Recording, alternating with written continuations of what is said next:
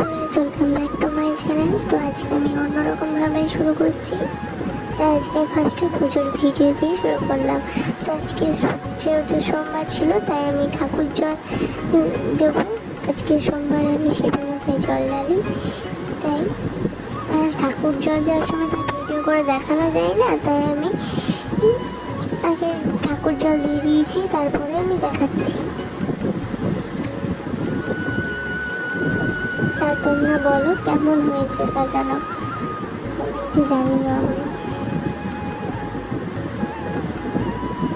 এটা ছিল মা লক্ষ্মী, আর ওপরে যে বাটিতে দেখছো ওইটা হচ্ছে মহাদেব। তা ওইটা আমি ফুল দিয়ে একদম ঢেকে দিয়েছি।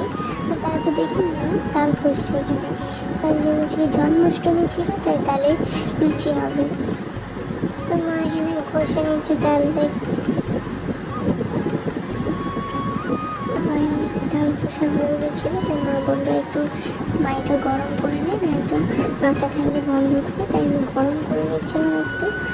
তারপরে নামিয়ে পরে আমি মাখবো ময়দার সাথে। ময়দাটা নিয়ে নিয়েছি, আর এই মেখে নেওয়ার পর আমি বেড়ে গেলো মাছ এখানে আমি